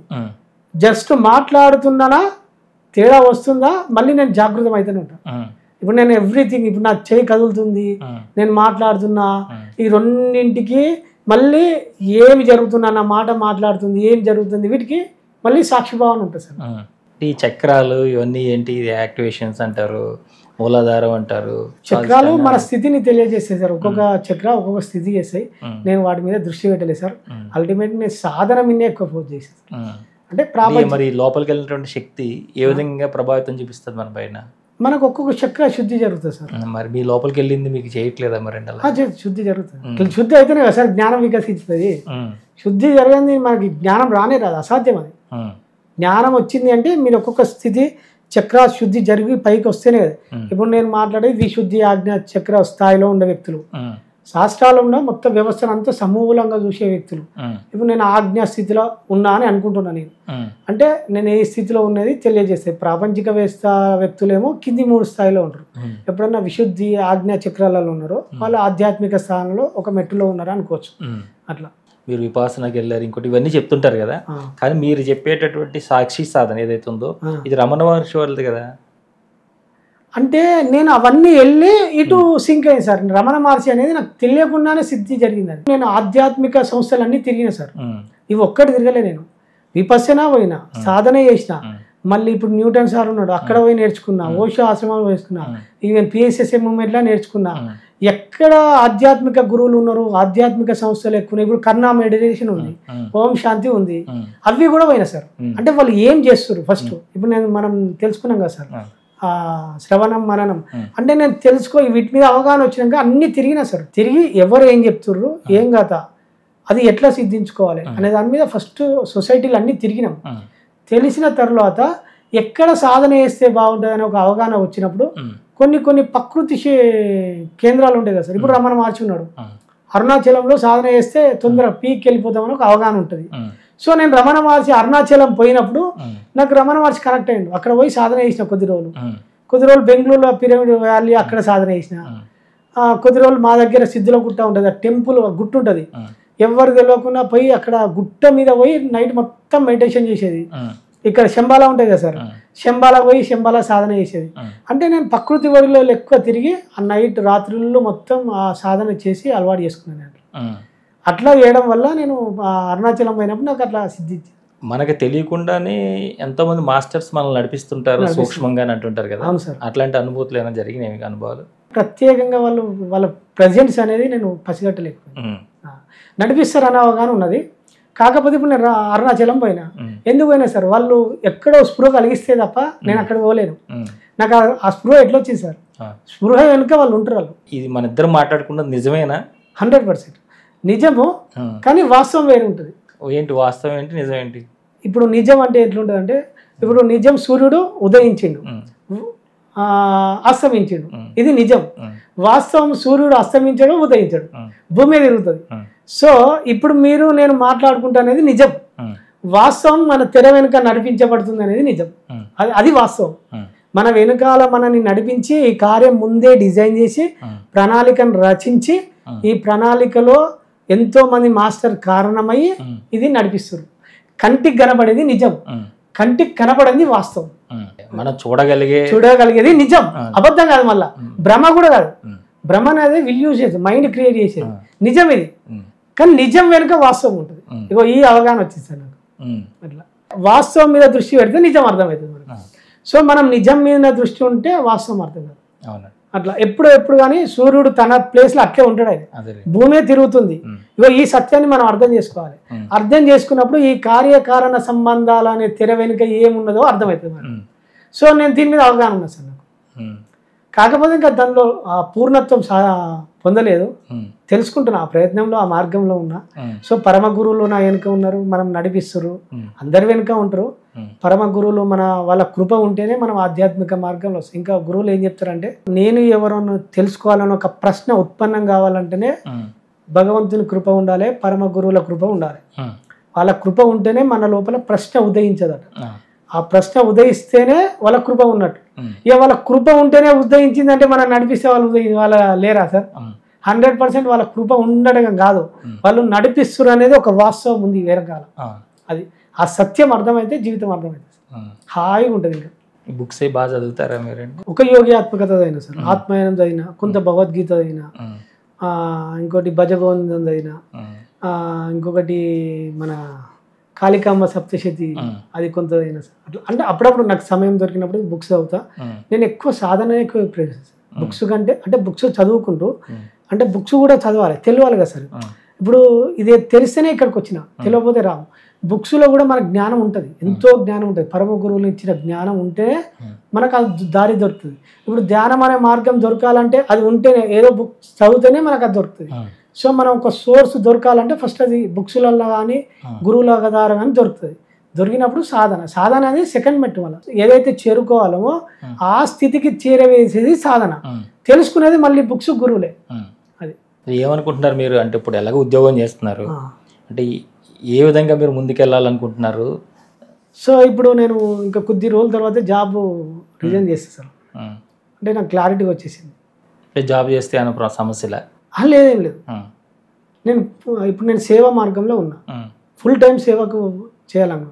అందులో నాకు ఇప్పుడు జీవన్ముక్తిలో ఉండాలి. ఇప్పుడు నేను 8 గంటలు ఉద్యోగం చేస్తున్నా. ఫస్ట్ ముక్తి మోక్షం కంటే ఫస్ట్ జీవన్ముక్తిలో ఉండాలి. జీవన్ముక్తి అంటే ఫస్ట్ అన్నిటి పట్ల మనకు ముక్తి పొంది ఉండాలి. ఉద్యోగం చేసుకుంటూ కొద్ది రోజులు ఉద్యోగం చేసుకుంటూ, ఇప్పుడు నాకు 3 స్టెప్స్ ఉన్నాయి సార్. కర్మని ఎంచుకున్నా ఇప్పుడు నా స్టెప్.